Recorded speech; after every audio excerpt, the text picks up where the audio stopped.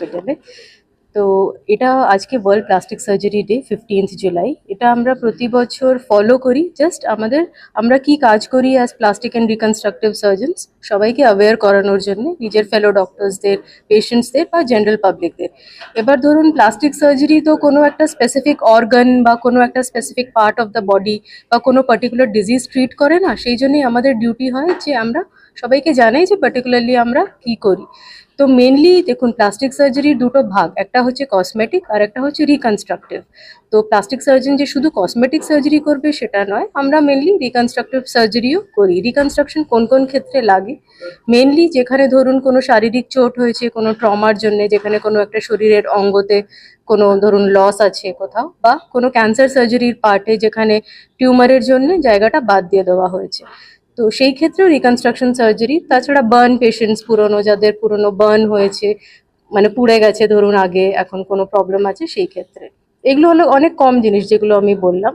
তো আজকে আমরা এটা সেলিব্রেট করার জন্য কয়েকজন পেশেন্টস যাদের ধরুন আমরা কোনো মানে কমপ্লিকেটেড রিকনস্ট্রাকশন মানে কোনো পার্ট শরীরের তৈরি করেছি আবার, অন্য কয়েকজনকে দেখে আমরা দিনটা আজকে সেলিব্রেট করছি।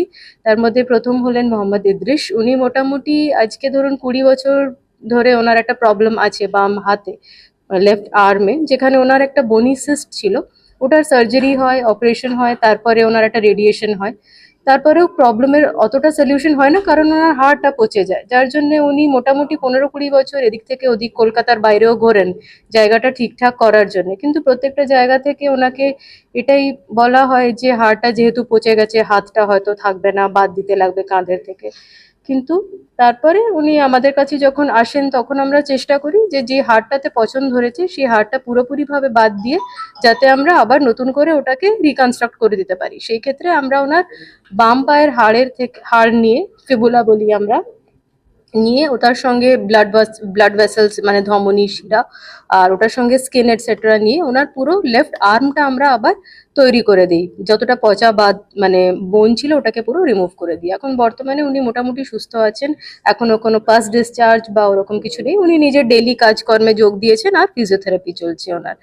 তারপর আমি কথা বলবো মিস্টার প্রেমেন্দ্রনাথ কুন্ডু। মিস্টার কুন্ডুর 2012 সালে একটা কার্ডিয়াক এলমেন্ট হয়েছিল, মানে অসুস্থতা, যেটার জন্য ওনার একটা বাইপাস হয়। তারপরে মোটামুটি 8-10 পরে ওনার আবার একটা জয়ের টিউমার, মানে নিচে লোয়ার জয়ের টিউমার, ম্যান্ডিবলের টিউমার হয়, চোয়ালের টিউমার।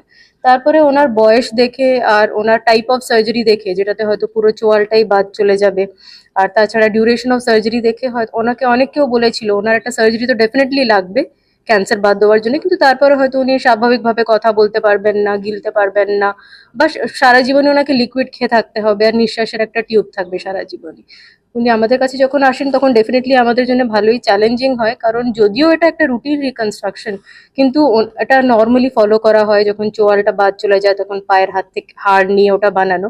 কিন্তু ওনার জন্য ওটা এই জন্যই চ্যালেঞ্জিং ছিল, একটা হলো ওনার এজ, একটা হলো ডিউরেশন অফ সার্জারি, আর 3 নম্বর হলো ওনার ব্লাড ভেসেলস, যেগুলো আথেরোস্ক্লেরোটিক, মানে বয়সের সাথে সাথে ফ্যাট জমলে স্টোন মানে মোটা হয়ে যাওয়া আর কি।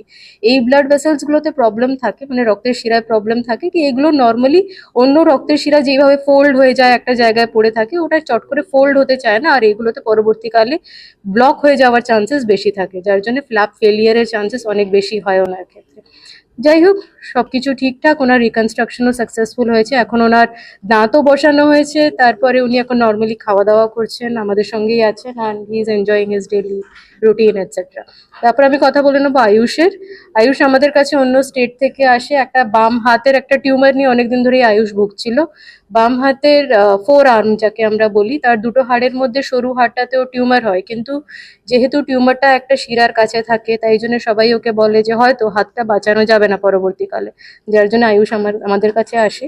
ও টিউমারটা বাদ দেওয়ার পরে একটা অনেক বড় ডিফেক্ট, অনেকটা হাড় বাদ চলে যায়, তার সঙ্গে চামড়া, মাংস আর হাতের আলনার নার্ভ আমরা বলি, যাতে হাতের হ্যান্ডের ফাংশনটাও প্রচুর এফেক্ট হয়, সে অনেকটাই মোটামুটি 10-12 সেন্টিমিটার মতন ওই নার্ভটাও বাদ চলে যায়। তো সেই ক্ষেত্রে আমরা ওর পা থেকেও ফিবুলা বোন নিয়ে হাড়টা রিকনস্ট্রাক্ট করি, মাসল দিয়ে মাসল রিকনস্ট্রাক্ট করা হয়, রক্তের শিরার ধমনী দিয়ে জায়গাটা পুরো এস্টাবলিশ করা হয়, আর নার্ভটা রিকনস্ট্রাক্ট করা হয় ওর পায়ের হাড় থেকে নিয়ে। এখন মোটামুটি ওর 2 মাস হলো সার্জারি, ওর ফিজিওথেরাপি চলছে, and he is back to his normal life. মোটামুটি। তিনটে পেশেন্টের মধ্যে সবথেকে টাফ চ্যালেঞ্জিং সবথেকে পেশেন্টটা কোনটা ছিল আপনার জন্য? চ্যালেঞ্জিং দেখুন আমি বলবো ইন টার্মস অফ আউটকাম, যে পরবর্তীকালে কি হবে, কেমন থাকবেন, কারণ হাড়ের পচন আছে, মোহাম্মদ ইদ্রিস হবেন। সার্জিক্যালি চ্যালেঞ্জিং আমি বলবো প্রেমেন্দ্রনাথ বাবু